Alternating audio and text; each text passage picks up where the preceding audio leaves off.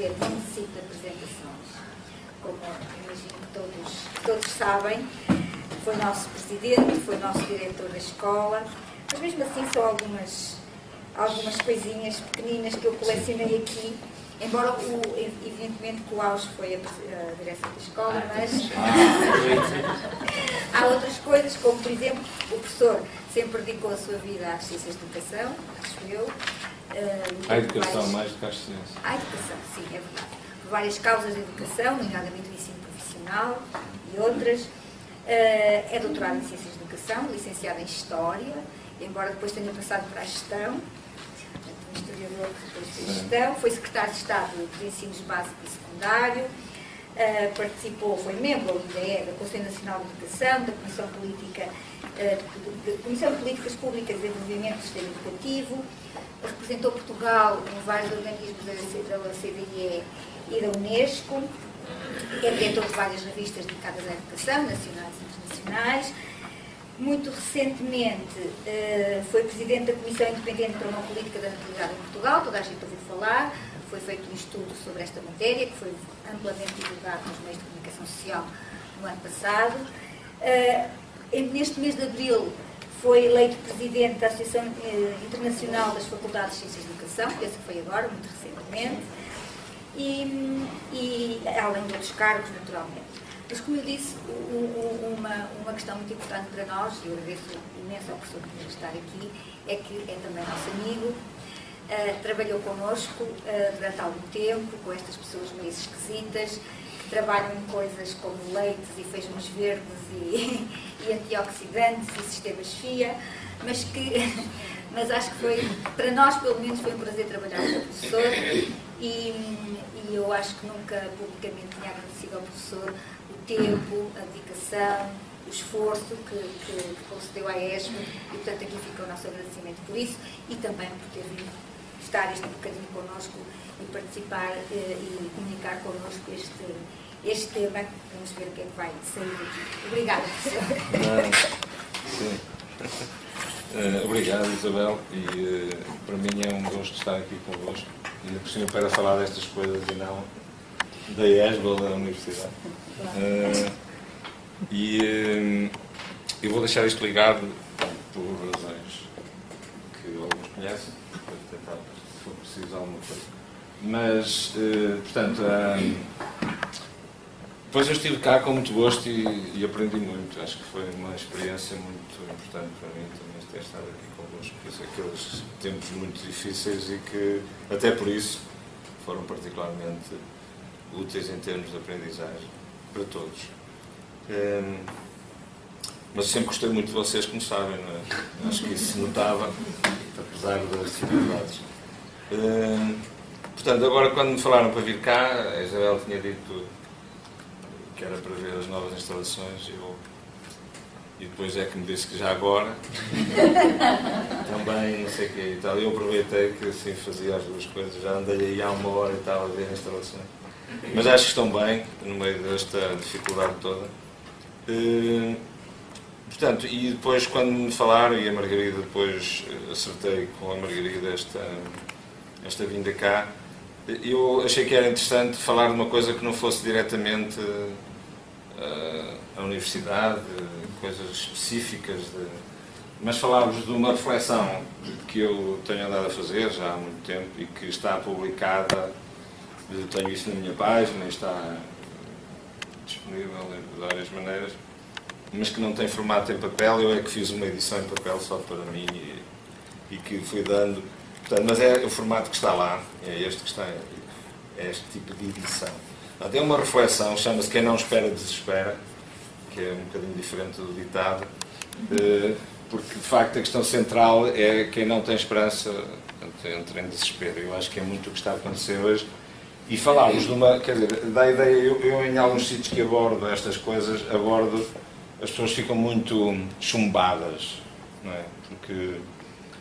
Porque é obrigar a pensar algumas coisas que normalmente nós não pensamos. E quem trabalha em educação, e sendo a educação uma questão central, as pessoas hoje são obrigadas a andar na escola desde que nascem até aos 18 anos, ainda por cima obrigatoriamente, é muito difícil e, portanto, é muito importante que quem educa, quem ajuda as pessoas a crescer, tenha a percepção do mundo que está aí, não é? O que é que nos espera, que tipo de realidade. E, portanto, nós somos muito... Há uma cortina que nos impede de ver. Nós pensamos que estamos informados sobre tudo e sabemos pouco do que se passa. Portanto, é um bocadinho dar algumas notas dessa realidade do que se passa. Pronto, quer dizer, não é falar dos aspectos mais interessantes, mas é falar de algumas realidades que nos interpelam. E depois, porque eu geralmente faço esta reflexão para dizer, e então, o que é preciso fazer? E como, então, agir face a este contexto? E então, por isso é que tenho o texto escrito, porque tenho a parte da descrição da realidade atual, mas depois tenho outra parte em que eu digo, bom, é possível sair disto assim, desta maneira e desta. Pronto. Mas hoje vou falar sobretudo da primeira e deixar algumas notas. E tenho isto organizado em mitos. Chamo-lhe mitos. Parti isto, podia ser em subtemas, mas chamo-lhe mitos porque o mito, como disse Fernando Pessoa, é o nada que é tudo.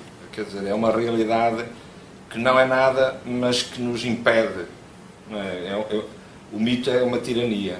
Que nós repetimos coisas que não pensamos nelas, mas que nos condicionam totalmente e nós repetimos, sem as questionar.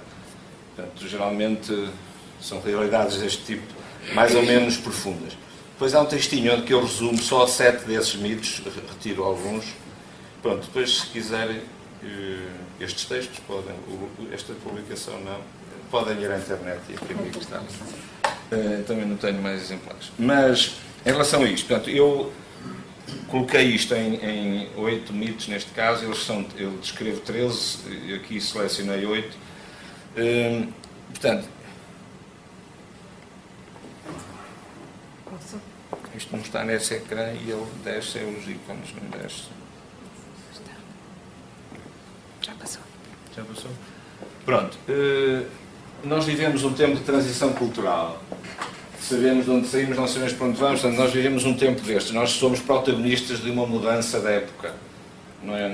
É uma coisa que às vezes não pensamos muito sobre isso, mas o mundo está a mudar imenso e profundamente. E nós, o sentimento que mais existe em relação à instabilidade, à imprevisibilidade, à incerteza, é o medo. Não é? E há muitos medos que hoje se desenvolvem e que nós não tratamos como tal, mas que são medos. E os políticos, os decisores políticos, tornaram-se sobretudo administradores do medo. Não é? Mais do que terem grandes ideias, e que aliás não têm, a maioria dos dirigentes políticos hoje pelo mundo administra o medo das pessoas. Um pouco mais. Isto dava para...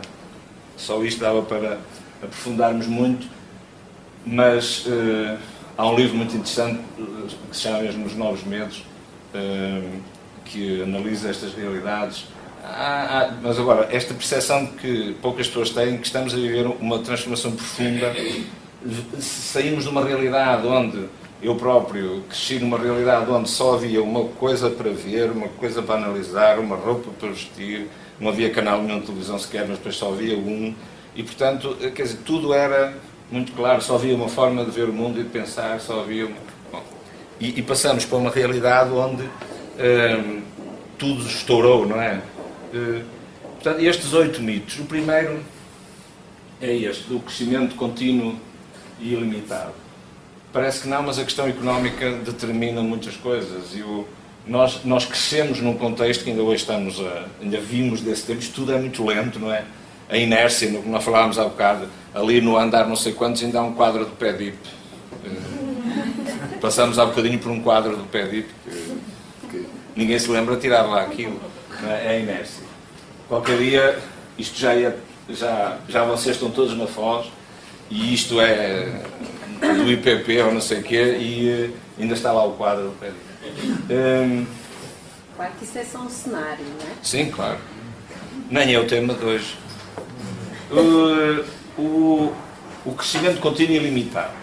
Bom, aquele tempo a seguir à Segunda Guerra Mundial foi um tempo em que, por um lado, houve muita injeção do plano de dinheiro, do plano Marshall, e depois, aqueles anos de 45, 75, chamam-se os 30 gloriosos, porque são anos de crescimento contínuo na Europa e de crescimento, quer dizer, de que não havia memória, não há memória de um crescimento permanente, contínuo tão prolongado e sobretudo ao ritmo que foi.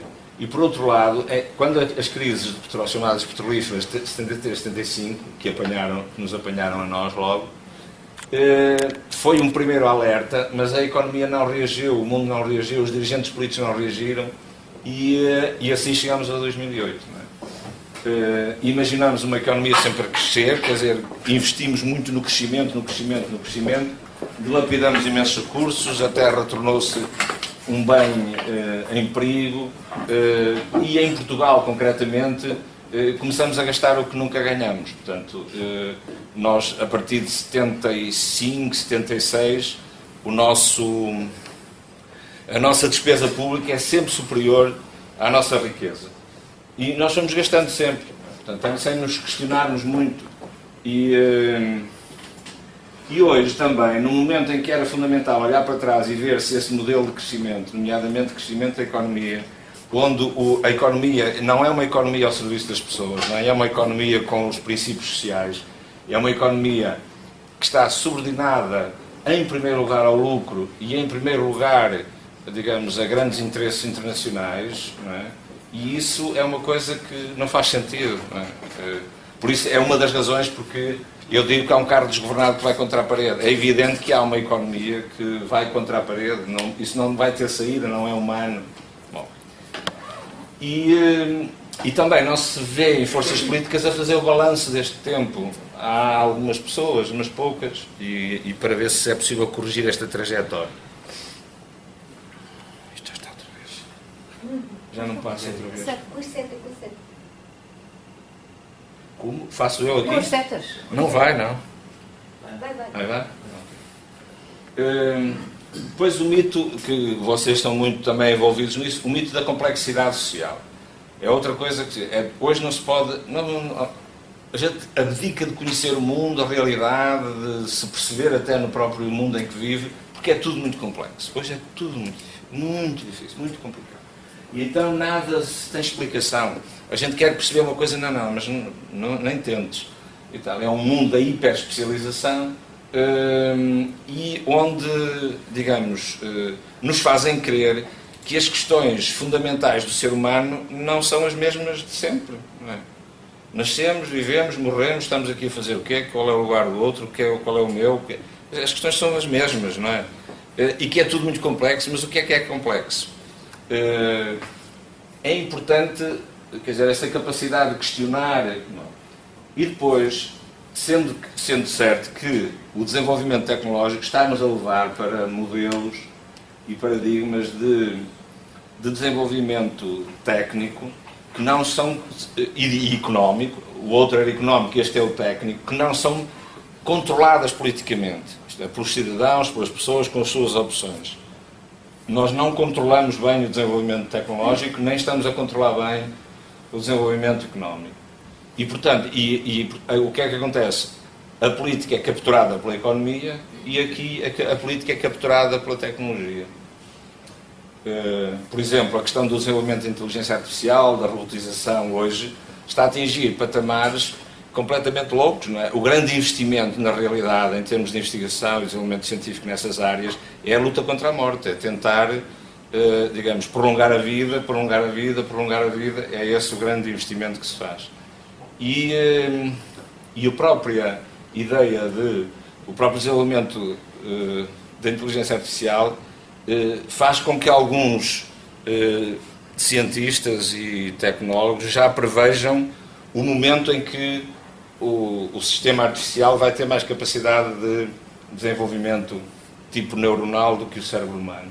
Nós estamos a passar... Há autores que estudam isto que dizem que nós hoje, comparando o cérebro humano e as capacidades das ligações neuronais da medusa para o ser humano, de 800 neurónios para 90 mil milhões,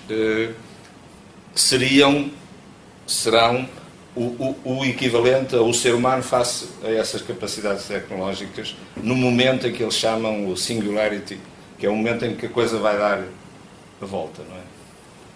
E depois o homem fica ou não dependente da máquina. O que é que será o mundo manipulado pela inteligência artificial? Bom, pensa-se pouco nisso, mas a Facebook e a Google, são empresas que estão a comprar as maiores empresas do mundo, americanas, de robotização e de inteligência artificial. Portanto, o que é que isto quer dizer? Bom, e andarmos os seres humanos completamente manipulados, com chips por todo tipo de controle tecnológico. Bom, isto é a antiga ignorância substituída por nova cegueira, tem a ver com a hiperespecialização. Nós sabemos muito de uma coisa, mas perdemos a noção de conjunto. E no fundo, é assim, haverá alguma coisa que nos é alheia do ponto de vista humano e social? Não deveria haver, não é? Bom, mas são apenas algumas inquietações, mas estas têm que ver, portanto, com uma dificuldade enorme de percebermos ou até de constatarmos que não sabemos tudo o que se passa, mas aquilo que nós pensamos é que sabemos tudo o que se passa. Portanto, somos informados vertiginosamente de coisas permanentemente, não é? A imediatez substitui a mediação, porque as coisas caem permanentemente em cima de nós, sem mediação, não é? Eu vou contar uma história, eu vou dizer como é que não sei o quê, que era uma forma de mediar e de equilibrar os acontecimentos, não é? Por exemplo, face às crianças. Não, tudo cai com a sua brutalidade e com a relação com a imagem, não é? Com o acontecimento e com a imagem. E desenvolve-se, e como a informação é baseada nas notícias, nas más notícias, não é? Isso é que é notícia, as boas não são. Portanto, desenvolve-se muito nas pessoas este síndrome do mal do mundo, de que as coisas estão todas mal, de que isto é uma desgraça, de que o mundo... Não é? Porque as notícias boas, e que acontecem coisas maravilhosas de todo momento e em todo o mundo, isso nunca é notícia. Portanto, nós desenvolvemos nas pessoas esta coisa da insatisfação. Além de ser difícil, porque é incerto, porque é instável, é imprevisível, ainda por cima está tudo a correr mal, as coisas estão... É só facadas, mortes, tiros, não sei o quê, tudo... Bom, e o Papa fala na psicologia do túmulo, não é? É o termo que ele usa. Desenvolve-se esse sentimento de que estamos envolvidos num tempo de morte. Há outros autores que falam nesta ideia de tal modo nós somos condicionados pelas notícias e pela substituição permanente de notícias, que as notícias, que são às vezes até questões muito importantes, entram no que eles chamam de empilhamento arbitrário de casos concretos. São casos concretos, casos reais, não é? Situações concretas, mas que se empilham, porque quer dizer, nós não temos sequer tempo a digerir o que é que cada acontecimento significa e, portanto, somos muito condicionados a pensar a realidade de uma forma abstrata, não é? Completamente abstrata. Para nós os casos concretos são concretos durante 2 segundos, 3, 4. E mesmo essa concretude é muito questionável, porque é sempre um conhecimento muito aéreo e muito desfocado, porque mostram-nos sempre um lado das coisas, nunca nos mostram... eu costumo contar sempre a história, uma vez estava em Brasília e assisti a uma pequena demonstração naquela zona dos ministérios e onde está a Catedral e depois o Palácio do Presidente, a uma manifestaçãozita, mas que tinha assim, quer dizer, nem 3 filas, assim, coisa pequenina, contra o Presidente do Irão, com umas bandeiras verdes e tal, que era aquele movimento verde que havia. E à noite estava no hotel, que não se pode andar nas ruas no Brasil, e nem sequer passeios tem, e então estava no hotel e vi no telejornal a notícia daquele acontecimento. E então era uma filmagem de primeiro plano, em que se viam bandeiras verdes e tal, daquela manifestação. E ia dizer que tinha havido um acontecimento importante e tal, uma tomada de posição, porque o Presidente do Irão estava a visitar o Presidente do Brasil. E eu, quando vi aquilo, achei graça, porque aquilo era num imenso descampado, e eram umas formiguitas que se viam lá ao fundo, numa coisita, junto a uma esquina de uma rua onde ele ia passar, que estavam lá. Mas seriam o quê? 40 pessoas? Nem isso. A pessoa vê a notícia e diz: uma manifestação enorme em Brasília, não sei o quê, porque aquele movimento todo das bandeiras e tal, porque era um foco completamente fechado, não é? Um plano fechado daquilo. Bom, portanto, tudo o que nos mostram é sempre uma pequenina parcela e nós pensamos que percebemos as coisas. E há cada vez...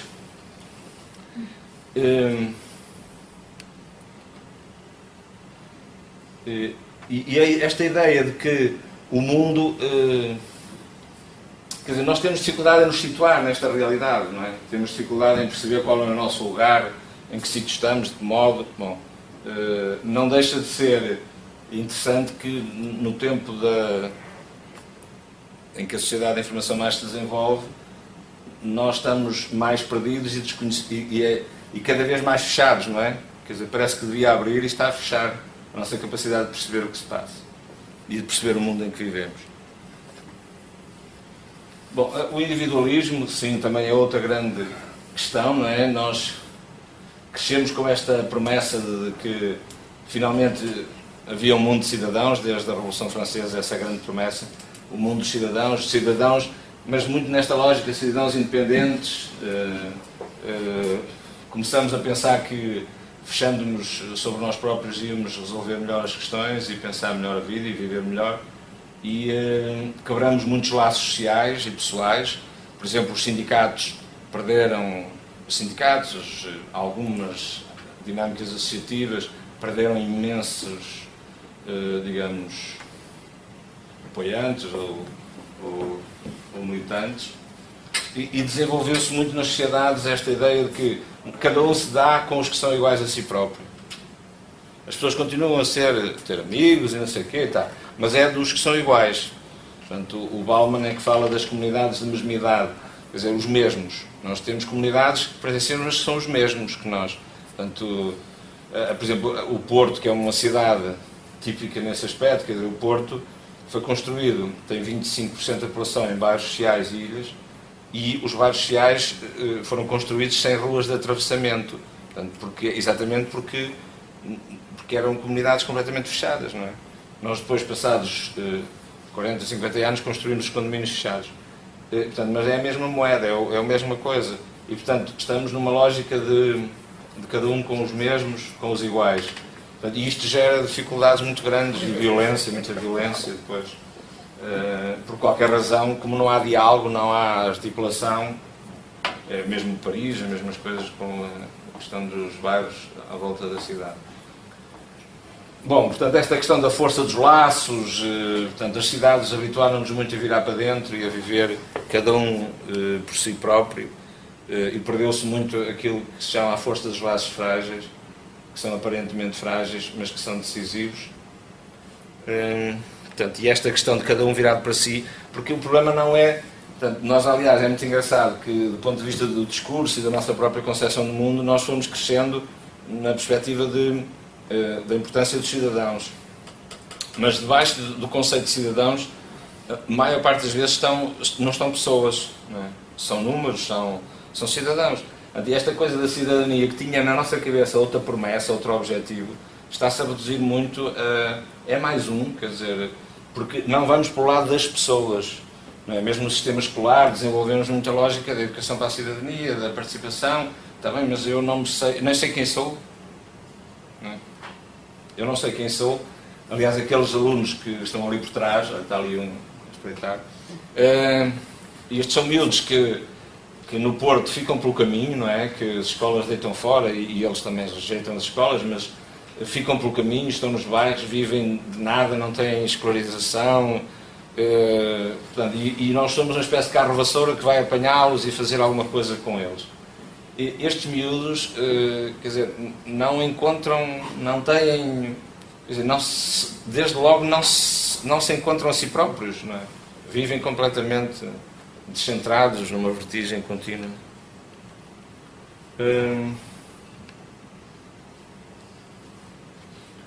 Bom, e depois o mito, este também muito conhecido de todos, do consumo, portanto, este consumo desenfreado, de que precisamos sempre de mais coisas, de que temos necessidade de mais coisas e que nos é alimentado pelo sistema económico, e que, portanto, que desenvolveu muito o mundo de...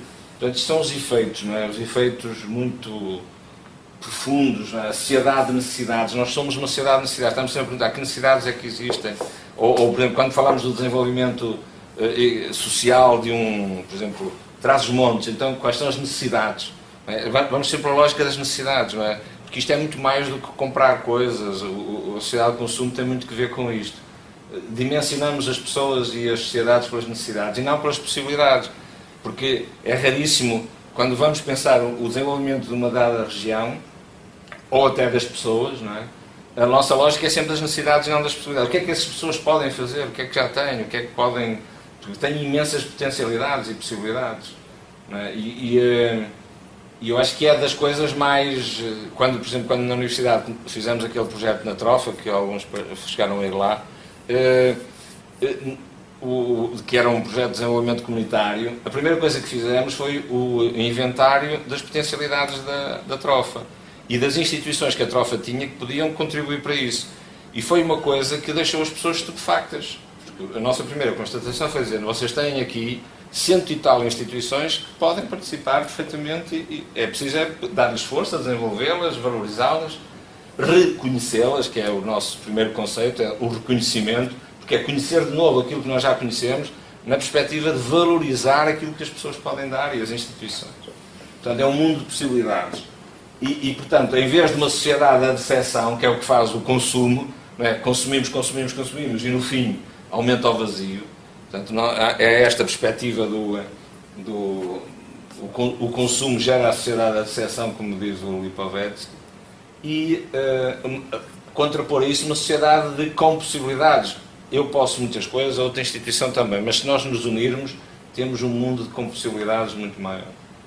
E depois esta perspectiva também de que esta sociedade do urgente deixa de fora a sociedade o que é importante e põe de fora aquilo que a sociedade acha que é o inútil, não é? E o inútil é o quê? É as artes, as letras, as humanidades, quer dizer, que a nível internacional e concretamente na Europa e nos Estados Unidos estão a descer a uma velocidade vertiginosa, não é?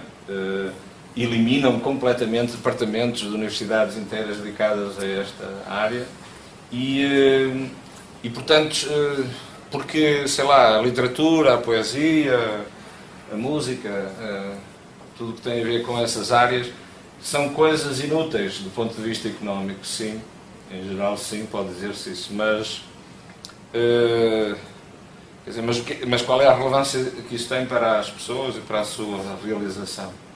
O Steiner é que fala disto, do fascinante esplendor do inútil, e se calhar é uma das coisas que o mundo mais tem que descobrir, esta questão da importância do inútil. Mas a economia trava muito isso, não é? Porque tem que ser tudo útil e tudo para consumir.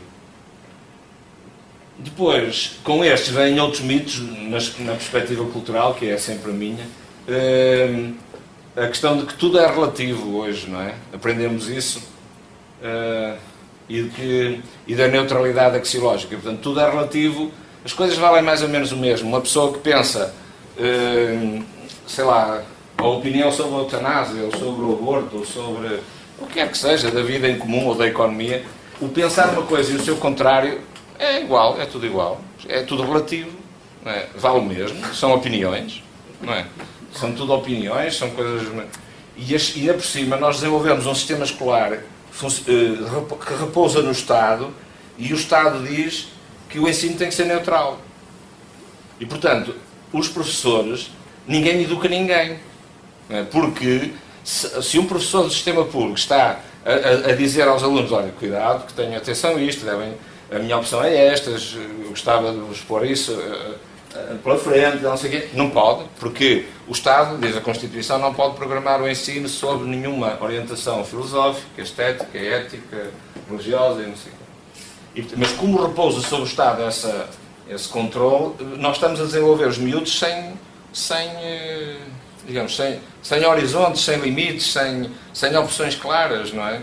Fundamentadas dentro de uma hierarquia, mas sabendo que isto é mais importante do que isto, não é? A vida há de ser mais importante do que a técnica do motor, não é? É preciso ver para quê, como, não é? Ou o desenvolvimento económico pode ser tão importante desenvolver um aparelho para fazer comida, um aparelho solar para fazer comida, pode ser muito mais importante do que estar a desenvolver certas tecnologias para certos contextos, do que estar a desenvolver a robotização em escala completamente impensável. Portanto, as pessoas crescem muito nisto. Nós hoje vemos isso muito nas escolas e na universidade, não é? Começamos a interrogar os miúdos sobre questões mais de fundo e é muito difícil ver ali fundamentação. Portanto, que a melhor opção é não fazer opção nenhuma. Ou então entramos todos na conversa do politicamente correto, não é? Ninguém ousa dizer uma opinião diferente que é massacrado, não é? Eu dei-me conta agora, por causa do trabalho da natalidade, participei em muitos fóruns e alguns, e em debates, mesmo com gente que estuda só isto, estas questões da família e da natalidade, e só o facto de eu ser convidado a estar aí e falar da família, e do valor das crianças e da família, imediatamente era colado a dizer assim: pois, muito bem, mas isso é uma visão completamente retrógrada, ultrapassada, conservadora, e tinha, sei lá, houve sítios onde falavam 40 pessoas e eu era a única pessoa que falava nesta perspectiva. Portanto, toda a gente falava noutras coisas, não é? Família não existe. O que existe hoje são uniões entre pessoas, e há 12 tipos, há esquemas com os tipos todos de uniões entre pessoas, e não existe família, isso não existe, acabou, é uma realidade. E uma pessoa fica ali completamente colada. Portanto, eu geralmente entro pelo campo de perguntar às pessoas, então, mas e o que é que fez com que cada pessoa com quem eu estava fosse o que é? Quer dizer, não foi uma família? Bom, mas portanto, é só para dizer que há coisas politicamente incorretas. Sei lá, falar do amor hoje na televisão é ridículo. Ou, por exemplo, falar da educação como um ato de amor é uma coisa completamente ridícula. E metem logo desde que ele deve ser um poeta. Com o que isto tem tudo de altamente... não é? Bom, e portanto... E quem diz isto politicamente correto diz muitos outros, não é? As pessoas têm muito medo, está ligando agora ao primeiro, não é? Têm muito medo, as pessoas vivem muito dominadas pelo medo e, portanto, vão-se negando a si próprias. Este é outro dos mitos, não é?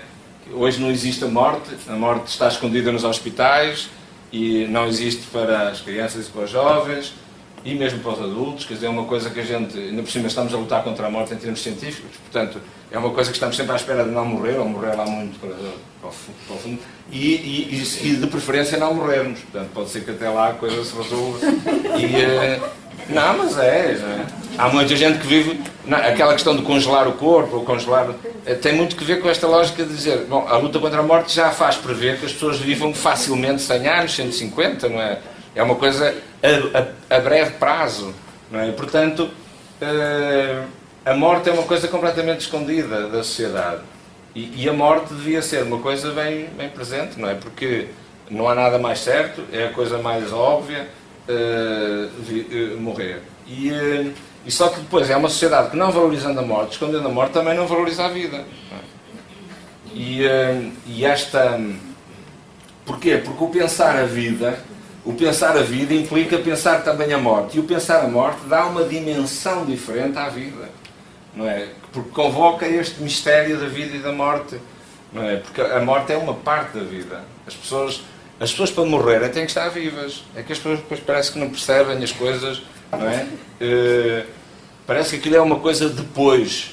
Que acontece depois. Bom, e portanto vivemos muito esta lógica do presente. Não é?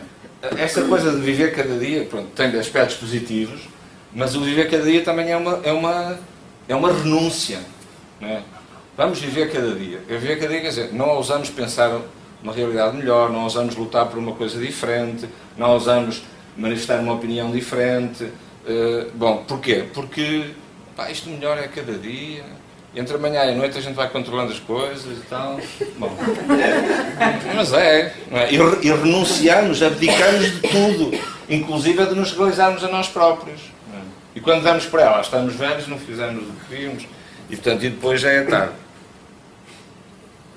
E finalmente pronto, e nós aqui somos muito os que investimos na razão, mas desenvolveu-se muito e ainda somos os herdeiros dessa dificuldade de pensar a realidade, pensar o que somos, porque somos todos seres religiosos, a palavra religioso vem de um verbo que é religar, portanto, que tem que ver com a ligação entre as coisas, estabelecer as relações, perceber o sentido da vida e das coisas. E o lugar do gratuito e do simbólico e do mistério, né? Que é a coisa mais natural e mais simples na vida das pessoas. E perdemos essa noção em nome da razão, quando a razão é que nos deve dar razão a perceber que somos assim. É racionalmente que temos que interiorizar isso, com todos os contributos da ciência. Portanto, eu acho que esta dificuldade tem muito que ver, nós ainda somos muito herdeiros, isto evolui tudo muito devagar, e somos muito herdeiros ainda da separação entre a razão e a religião, que vem dos séculos XVIII e XIX, e ainda não ultrapassamos isso.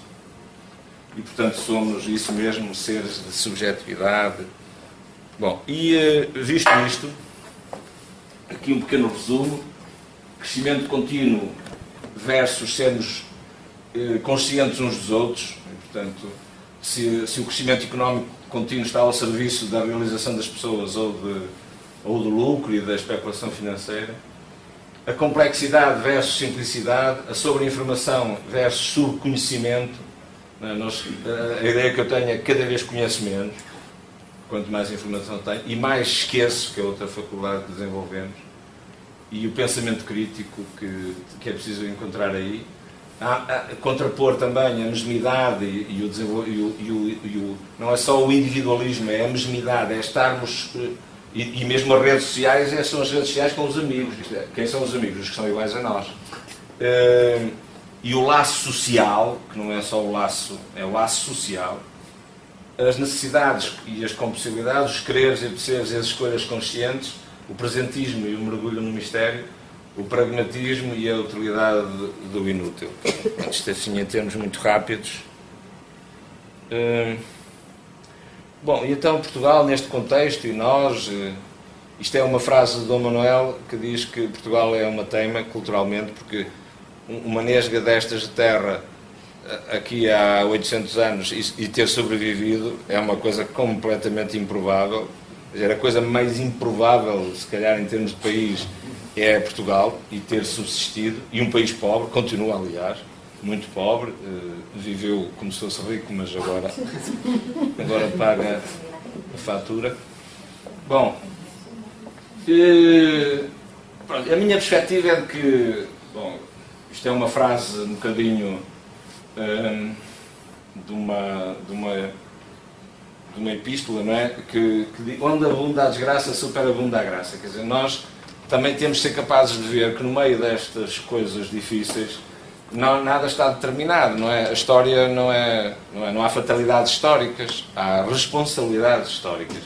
Na história nada é inelutável, não é dizer assim, isto vai nesta direção e não tem saída. Não, as coisas todas podem ter outro rumo.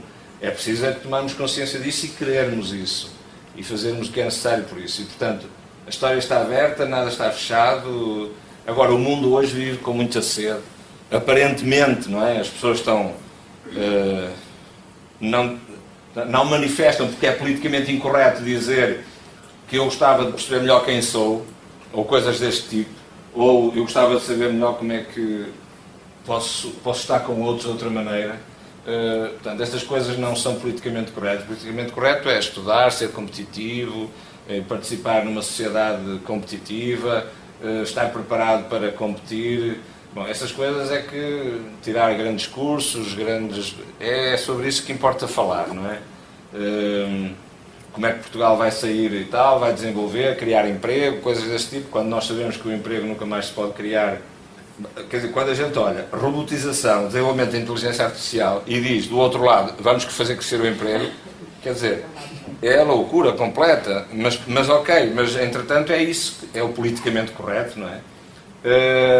É evidente que basta comparar o número de empregados da Google ou do Facebook e comparar com as empresas equivalentes, as maiores empresas americanas, e ver o número de trabalhadores e o produto. Quer dizer, não tem nada a ver.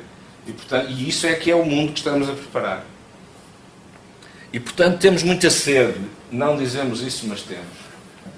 Portanto, o ser humano, enquanto tal, é uma coisa obsoleta. Portanto, neste momento, a reflexão que está a haver a nível internacional A reflexão que se faz é sobre o tempo pós-humano.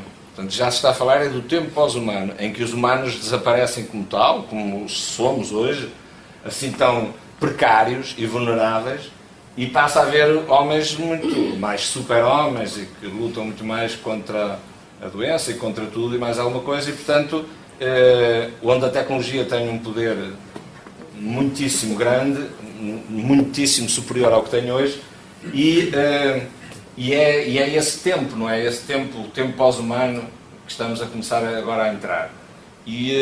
Então qual é o contexto e como é que vamos pensar a política, a nossa vida e a nossa participação em comum? E penso que um dos grandes desafios é despir esta perspectiva de heroicidade das revoluções ou dos salvadores. Vem aí agora, não é, o Salvador, nesta perspectiva que vem aí agora, há eleições, então agora vamos mudar, isto é que vai ser. Tal, vem aí o Salvador. Ou a mim, muita gente diz, a educação e tal, mas então se vem aí agora um ministro, não sei o que, a gente vai conseguir. As pessoas ainda vivem este paradigma, não é? E esperam tudo dos outros e nada de si, não é? E eu acho que é esta grande, é ocupar o espaço público, não é, onde se faz a política, com humildade, com determinação e com perseverança, e construir as coisas em conjunto, não é? Aproveitando as redes e a tecnologia que dão muito... Portanto, este tempo de transição cultural também tem muito tem tanto difícil como de fascinante. Bom, e sermos puro e com. Portanto, e aqui eu tinha esta coisa ali neste tempo, ser puro reorientação, cartografia de tesouros. Portanto, lá está a tal cartografia dos nossos tesouros, das nossas possibilidades. E ir com humildade, laço social, cooperação e compromisso com a justiça. Era muito esta perspectiva. Não, para não vos maçar muito, que eu nem sei... Sim, já sei. Pronto, mas era para dar assim um horizonte de reflexão. E depois, como têm os textos, depois podem acompanhar, se quiserem. Sempre, não chega às 100 páginas, portanto, já é ali um limiar que a pessoa não seja logo escorraçada a ler, só se leem coisas hoje de 20 e já é uma sorte. Mas ele tem 60, mas tem imagens, assim, para animar. Pronto, mas digam, não sei, já é um bocado tarde. Mas... Pronto, quer dizer, não tenho nenhum objetivo de assustar. Eu aqui até fui bastante doce hoje, que eu costumo levar esta coisa bastante mais... mas... Quer dizer, é sobretudo com esta perspectiva de nos ajudar a pensar.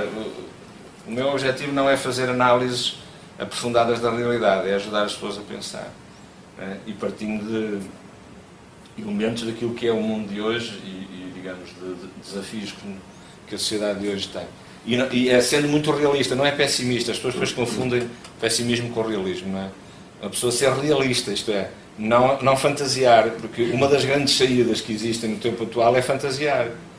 Foi o que Portugal fez, está a fazer, e a parte do mundo está a fazer. É, mediante as dificuldades, entra em processos de substituição, não é? E fantasia, e cria um mundo à parte, uma outra ideia das coisas e tal, para sobreviver. Eu percebo, quer dizer, para sobreviver, mas não é necessário. Porque a saída não pode ser, a única saída não pode ser ou a fantasia ou o cinismo, que é o que muita gente ri disto e troça e tal, não é? Das coisas que estão a passar. Mas é enfrentar a realidade como ela é e com as dificuldades que tem, e tudo depende de nós. Não, quer dizer, isto é tudo feito por pessoas, não é? E tudo depende de nós. Nada é inelutável. Essa percepção, pelo menos, a história dá-nos. As coisas já mudaram muitas vezes ao longo da história. Bom, era esta a ideia. Agora, não sei se querem algum bocadinho de conversa. Não? Prof, quando é que vai dar a segunda parte? Vamos marcar outra sessão para suas soluções, dias, volume. Sim, já falei de algumas, mas pouco, sim. Mas existem. O texto tem lá várias coisas. A segunda parte é do mesmo tamanho da primeira. Portanto, tem lá muita reflexão sobre como, tem alguns exemplos até de coisas. Mas lá está, é mais é mais fácil, ainda assim, falar destas coisas, ainda que numa perspectiva menos portanto, otimista, fantasiosa, não otimista. Porque eu tenho uma visão muito otimista. Eu acredito que estas coisas se podem ultrapassar, mas também tenho consciência das dificuldades que existem em as ultrapassar. O facto de a gente viver um certo tempo ajuda a perceber que há certos caminhos que demoram imenso, décadas a poderem ser alterados. Mesmo que certas coisas ocorram. E muitas vezes a nossa ideia de uma revolução é um acelerador da história. O Walter Benjamin diz, e com muita razão, que as revoluções não são aceleradores, são travões. É daí que vem o título. São travões que evitam que um carro desgovernado vá contra a parede.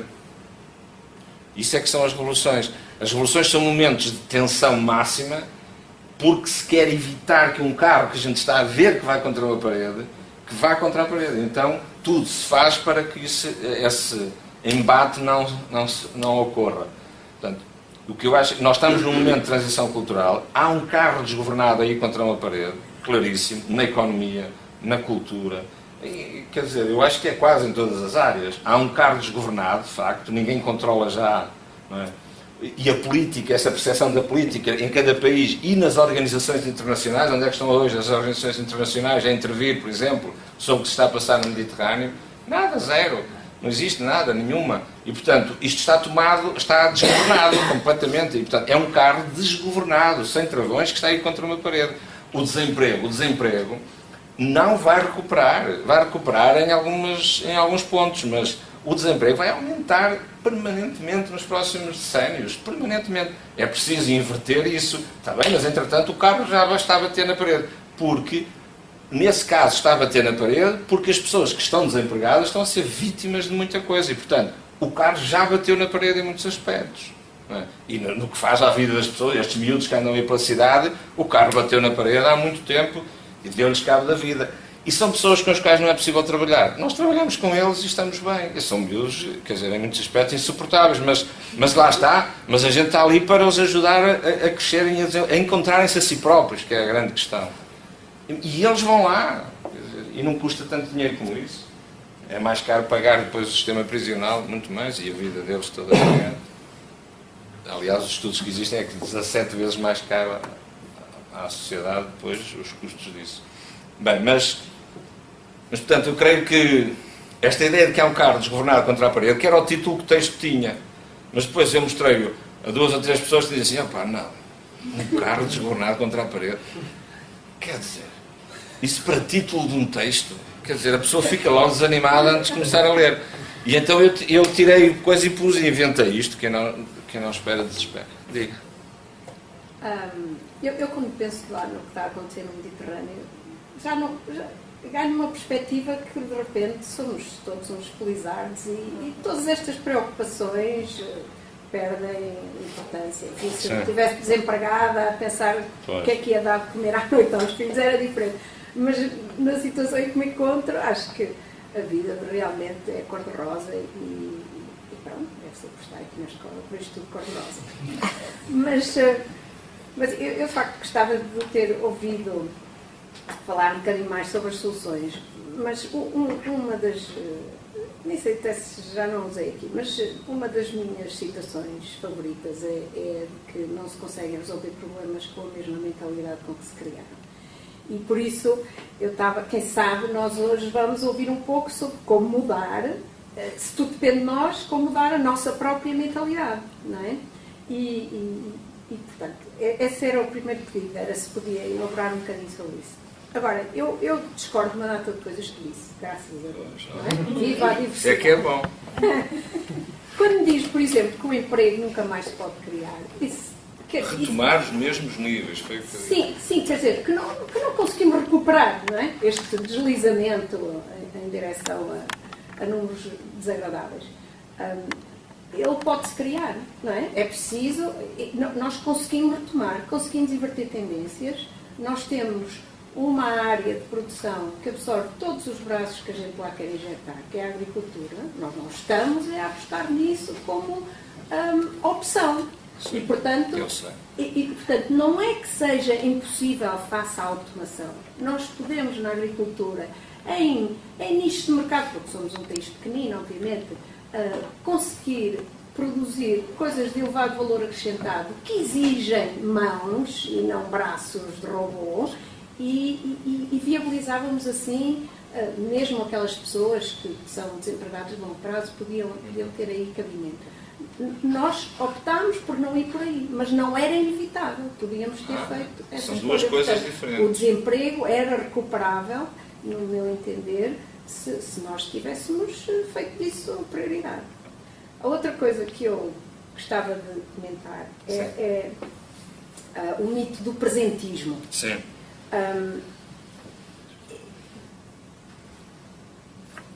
Nós podemos, obviamente, interpretar esse conceito do presentismo como apresentou. Eu não acho que seja essa a interpretação mais profunda.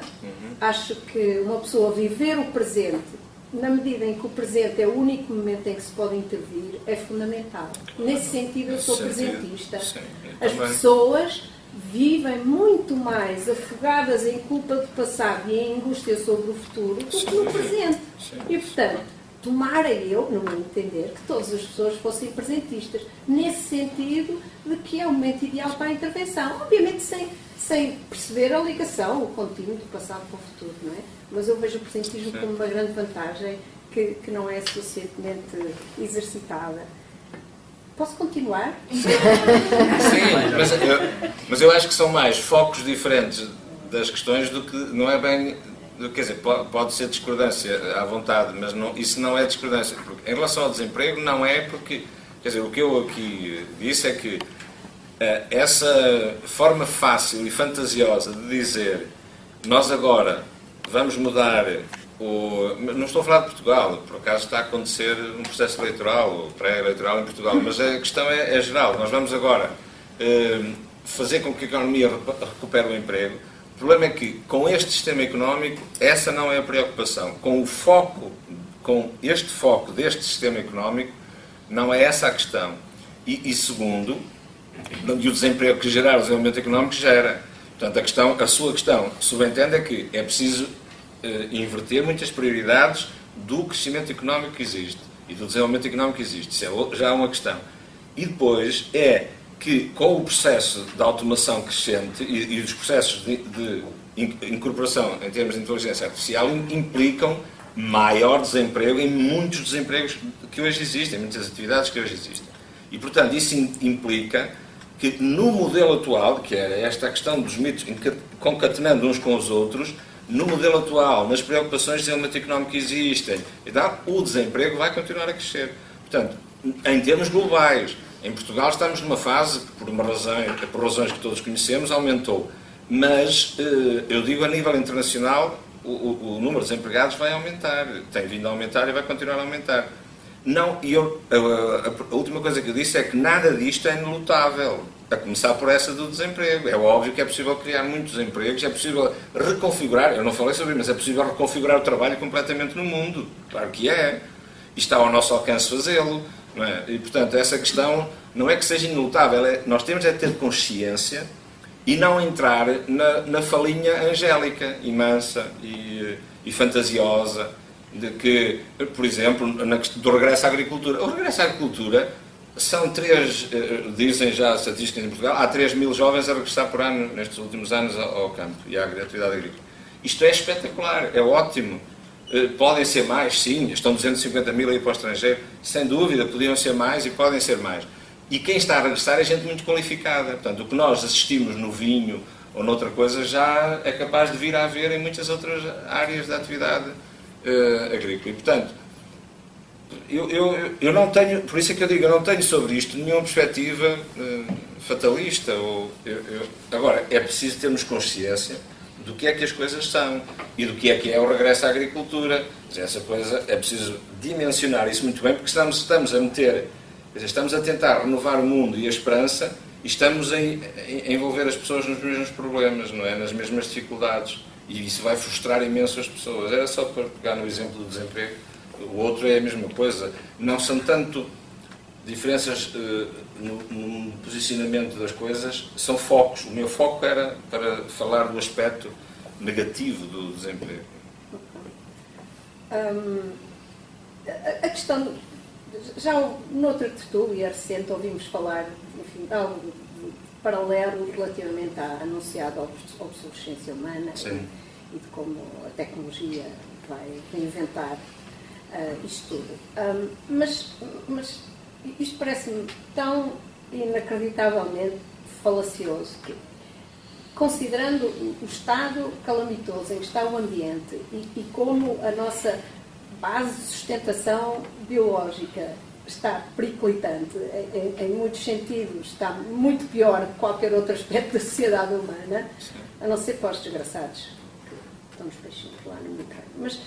Mas é tão insustentável a nossa maneira de viver e estes futurismos tecnológicos são tão desligados da necessidade de nós nos reposicionarmos face ao planeta que não tem a menor hipótese, quer dizer, não tem a menor hipótese de sobreviver às alterações climáticas, à desertificação, à extinção das espécies, quer dizer, toda essa lógica continua a achar que a energia é uma coisa indesgotável, que a capacidade do planeta a absorver a nossa poluição vai perdurar, quer dizer, são premissas tão erradas que o pessoal deve tomar alguma coisa ao pequeno almoço. Está a dizer a mesma coisa?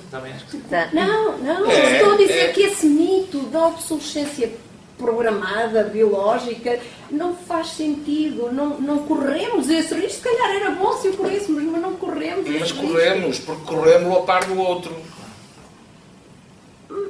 Não, é a par, eles vão a par. Percebe? Porque no primeiro da economia eu passei muito rápido, mas é onde eu coloco esse do esgotamento, eu falei disso, mas de lapidamos completamente a Terra e que tornamos a vida insustentável no próprio planeta. Mas isso é um dado da realidade. O da tecnologia é outro, porque em cima disso, não é contra nem desfasadamente, é em cima disso ainda estamos a entrar na miragem de um homem completamente dominado pela tecnologia. Não é? E de um tempo completamente que não tem nada deste humano que nós hoje sentimos. É verdade que isso é mau do ponto de vista das nossas apostas, de onde é que nós pomos as nossas cabeças mais brilhantes e os nossos financiamentos. Claro que tudo isso leva para caminhos que para mim são becos sem saída. Mas a questão é, nós não conseguimos chegar lá... Não sei se não conseguimos. Nem o mundo acaba daqui a 40 anos, ou 50, ou 60, em termos de água e de energia... quer dizer, para quem vive à beira-mar, se calhar 40 anos já é significativo, sim. Considerando a velocidade que estão a derreter. Mas pronto, mas eu percebo, são coisas que jogam no mesmo sentido. É isso que vocês queriam dizer. A singularidade, estamos a ser substituídos pelas máquinas. É isso. A singularidade é isso. A única issue com Margarida, o que é que a Margarida está a dizer, que eu concordo também com esta parte, é que isso é como o discurso que é inevitável que alguma coisa vai acontecer, por isso não acontecer.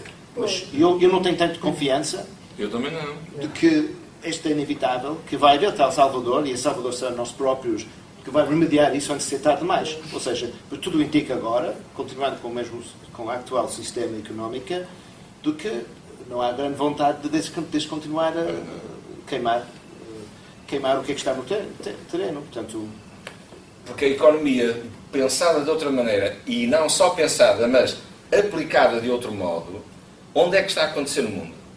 É preciso ser realista. Quer dizer, na China é o pior do mundo, porque estão a dar cabo disso e do planeta. Porque aquilo é o mais capitalista possível e estão a dar cabo do planeta mais do que em qualquer sítio do mundo. E depois, no mundo capitalista ocidental, não. As bolsas de economia social... Conheço um país que podia ser um exemplo para todos nós. Vão seguir, podem já começar. É o Butão. O botão, que nunca ninguém ouviu falar, não estou a falar do botão da roupa. Mas eles têm experiências espetaculares em termos de estratégia social. Está bem, mas o que é que isso é não é no mundo e na estratégia ocidental? Sim, que manda o desenvolvimento do capitalismo. Não arrisca nada e não estamos no bom A caminho. economia social, a economia da comunhão, todas essas dimensões da economia estão hoje a ser experimentadas, é verdade. Há comunidades já inteiras que trabalham à volta dos conceitos de economia da comunhão, de economia social e assim. Mas essas realidades são tão ínfimas no contexto internacional do desenvolvimento da economia de mercado que ou de facto nós continuamos a dizer que não é viável, que estamos a encontrar a parede, que é preciso reprogramar também, reinventar o modelo económico. Porque este modelo económico, mesmo o modelo capitalista, tinha premissas iniciais que não eram estas. Estudando os primeiros anos do capitalismo, ele tinha uma lógica organizacional e premissas de desenvolvimento social muito interessantes.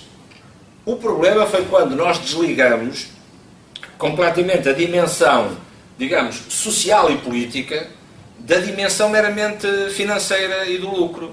E estas coisas foram-se desligando e dando uma primazia quase absoluta à questão da finalidade do lucro e do reinvestimento, e do lucro do reinvestimento, e depois com toda a vertente de especulação financeira que se foi associada aí. Portanto, a questão é assim, mas sem inverter o modelo de desenvolvimento económico, algum dia é possível nós termos, por exemplo, como a economia da comunhão faz, em que é na mesma economia de mercado, é na mesma economia capitalista que nós não temos outro modo de organizar, não sabemos muito bem organizar a economia de outra maneira. Claro que depois há essas vertentes mais comunitárias e assim, mas estamos a falar do mundo ocidental em geral. Isto é possível ser reconvertido? É. Agora, a lógica primeiro, a finalidade primeira de uma empresa não pode ser o lucro. Tem que ser as pessoas. É preciso que dê lucro para sobreviver, ok, mas com as pessoas. E, portanto, como é que se organiza uma economia assim? Já há muitas empresas no mundo a funcionar assim. Mas são, de facto, se nós não valorizamos isso, nós tornamos isso visível, e não é preciso ser revolucionário no sentido de armar aqui em herói, não sei o quê, não, é valorizar, é dimensionar isso, e eu penso que a Igreja, e o Papa tem feito aí algum trabalho nesse sentido, de trazer isso para a agenda e dizer, não, é mesmo isso que tem que ser pensado, não é? E ele tem aquela expressão, esta economia é uma economia que mata, que descarta pessoas, que quer lá saber das pessoas, e é, portanto, e a economia inicialmente, mesmo a economia capitalista, tinha uma lógica de respeito pelas pessoas, de pensar com elas o negócio que estava a desenvolver. Quer dizer, e essas lógicas são perfeitamente humanas, à escala humana, não é? Agora, por isso é que eu acho que nós podemos olhar para esta realidade do mundo, se não olharmos com realismo e com muita, como é que se diz, com profundidade e com muito sentido crítico, podemos embandeirar rapidamente numa solução fantasiosa. Dizer, nós agora vamos fazer não sei o quê. Mesmo a economia da comunhão, ou mesmo a economia social, a economia da comunhão tem nichos aí pelo mundo, mas pouquíssimos, e é uma coisa, quer dizer, se eu falo em economia da comunhão na televisão, como dirigente político, de onde é que aquilo extraterrestre vem? Economia da comunhão. Ele deve vir da igreja, quer dizer, acabou de sair da igreja e fala da comunhão, quer dizer. Já agora, eu só tinha mais um comentário que gostava de espicaçar, que tem a ver com... Então, de alguma maneira, a economia é o diabo encarnado, não é? É verdade, temos muita coisa ónus, tem aí, não é? sim. E quanto a mim, com boas razões. Mas aquilo que eu sinto é que a ciência, já nem se fala da tecnologia, não é? A tecnologia está ao serviço, obviamente, do capital e quem toma essas decisões. Mas a ciência devia ser diferente, de alguma maneira devia ser uma coisa mais resguardada. E atualmente, aquilo que eu sinto, e não estou a tentar provar, é que a ciência está tão ou mais despoderadamente ao serviço dos interesses, enfim, pronto, do poder e do lucro, do que algum cientista teria a humildade de reconhecer, não é? E portanto, nesse aspecto, as universidades precisavam também de se reinventar a si próprias de uma forma fosse mais honesta. Oh, prof, deixa-me só dizer uma coisa. Eu não posso concordar mais com a Maria. É a primeira vez que eu digo isso. Há sempre uma primeira vez. Até disse isso ontem no rádio, que o Margarida arranjou-me para estar no rádio ontem, a falar das tertúlias. A sério? E disse a mesma coisa. Olha, eu não ouvi. Depois tu mandaste-me para lá, porque tu não sei tudo. Não, mas é verdade. Eu sou muito crítico, como sabem, e a minha perspectiva de pensar na universidade é muito, e a escola, o sistema escolar é muito diferente do atual.